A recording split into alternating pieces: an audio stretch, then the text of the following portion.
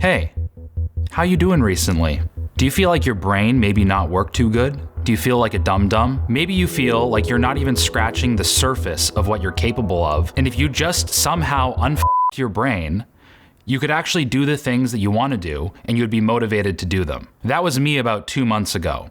I legitimately felt like I was dying, like something was wrong with me. It felt like my house was poisoning me, and I was slowly being drained of all of my IQ points. Until one day, I kind of just woke up and said to myself, I'm tired of this. I got stuff to do. I want to feel like a human being who's thriving. Today, I feel incredible. So I just want to share with you guys a lot of the things that helped me feel less mentally destroyed and how I sort of rebuilt my motivation system, gave myself more mental and physical energy throughout the day so that hopefully you guys can feel a lot better too, if that is you. Okay, so the number one thing that's been helping me recently, and this is going to sound really weird, I've been consciously brain dead. What the hell do I mean by that? Well, what I mean is that if you've been in a long period of inaction, you've probably been on the internet a lot. The issue for most of us is that we've accumulated so much information on the internet that I guarantee you every single point you've ever learned has been contradicted by some other thing that you've learned. So you literally don't know what to do anymore. This tactic is an actual strategy in propaganda, this information overload, this demoralization. We don't know what's true, we don't know what's helpful, and we think like,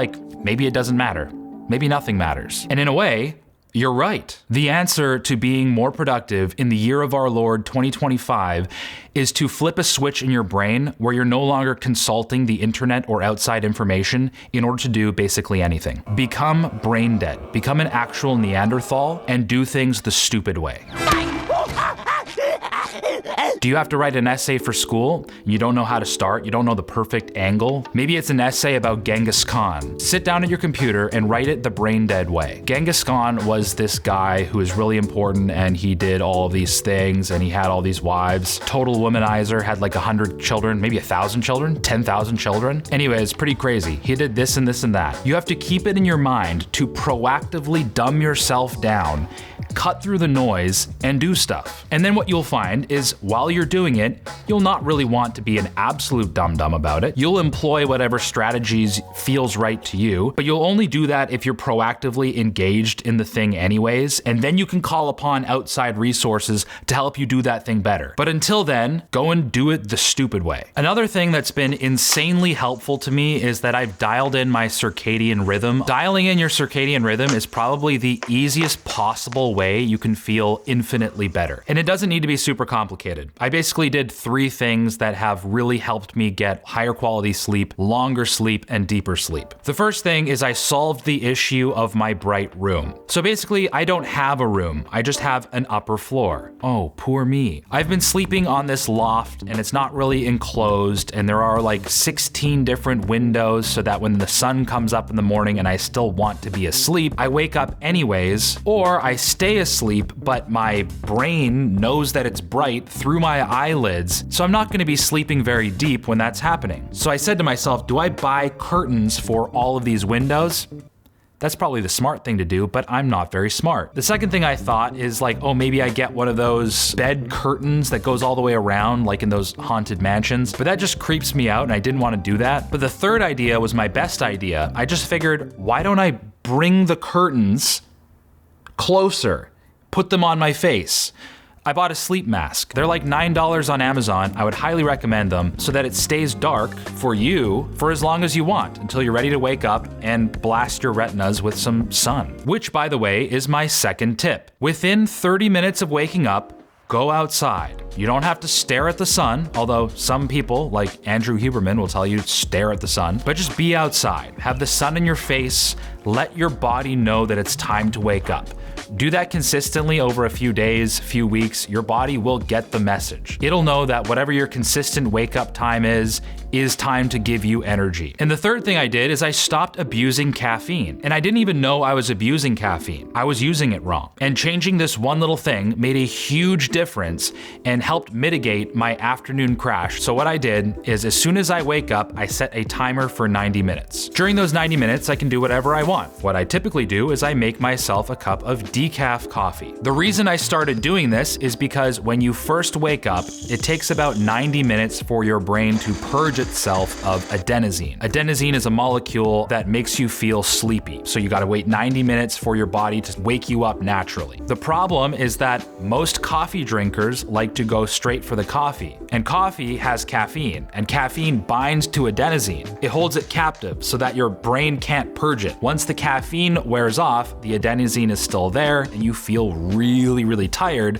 when that happens. So the meta, if you're a coffee drinker, is set a timer for 90 minutes and have a decaf coffee. That way you still think you're getting coffee, you don't have to change your lifestyle too much. And once the 90 minutes is up, I go straight for the regular caf coffee, and it's nothing but actual energy without the adenosine crash. It's what you think coffee should feel like but never does. Another thing that I didn't know is that I have mad allergies, bro. Turns out that when you move to the forest and there's Scotch broom everywhere and other dubious flora, you might start getting allergic reactions. And most people, when they think of allergies, they think of, a stuffy nose, maybe you're starting to tear up and you're getting congested. I don't really get that. What I get is brain fog. I just feel lethargic, chronically tired. So I started taking Claritin, loratadine, and holy smokes, I think I gained 40 IQ points. So this just goes to show you, your brain is a physical organ. It is an organ attached to the other organs in your body. And if your other organs are in distress, your brain will probably not work so good. It is an organ, certainly more delicate and complicated than a kidney or muscle. But Joey, what about my phone? I just spend so much time on social media and I don't know what to do. It's ruining my life. Well, I cut my screen time by about 80% using this one simple trick. Tim Cook hates me. Go into your settings, accessibility, display and text size, color filters, on, grayscale. So I set my phone to grayscale recently and I barely pick up my phone anymore. I mean, I still pick it up and I can still check on things. I can check my email. I can still use my phone as normal. I can go on YouTube, I can go on Instagram, I can do whatever I want.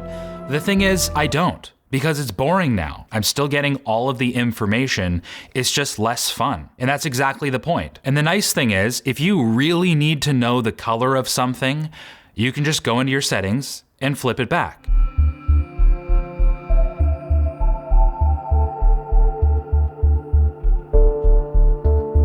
But it's one of those things that you're not gonna stick to if you just like looking at your phone a lot. You just love spending so much time on your phone and you think it's very valuable and very fun for you and it's important for you. But if you suspect that you're spending a lot more time on your phone than you would like, and you wanna lock in and do things that are more important than your phone, then this is a great way to spend less time on your phone while not really feeling like you're modifying your lifestyle too much. I've also been keeping up with my supplement stack, which used to be a lot of things, but now it's very basic.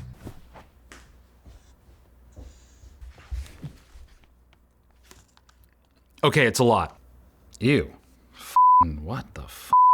Okay, so every morning I have like 5 drops of vitamin D3.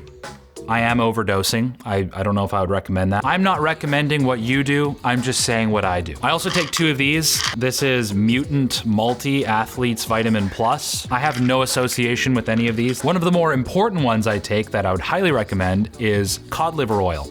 I take 4 of these a day, which is just the recommended dose. This one's by Carlson. And I usually get the soft gels because then you don't actually have to taste fish. You can just kind of knock it back with water. And the thing I love about cod liver oil is it makes your brain work really good. And that's been proven by science. It's one of the richest natural sources of vitamin A and D, both of which have a huge effect on dopamine receptor density, meaning you'll have more dopamine receptors to receive the dopamine, meaning that you'll be more motivated to do what you want to do. The other thing I've been taking is 5 milligrams of creatine per day. Creatine is probably one of the most powerful nootropics. Most people just use it for bodybuilding because it can aid in explosive power. But the thing a lot of people don't know is that it increases your short-term memory, and your brain is a creatine hog. Your brain actually uses a lot of creatine. So by supplementing it, your brain will work good. And the final thing that I take is ZMX, which is zinc, magnesium, and vitamin B6. I do find that this one makes quite a big difference. Magnesium helps me relax at night and help me fall asleep, and then vitamin B6, I don't know, it just makes me feel good. Just a quick update, I also started taking Tongkat Ali.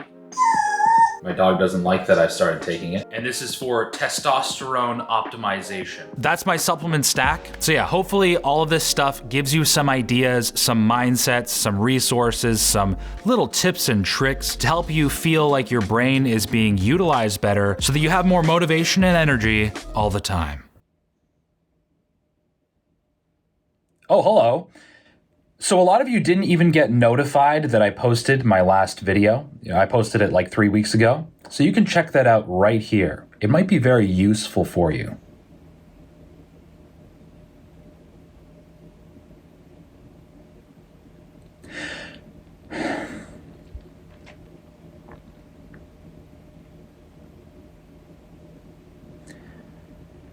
Actually,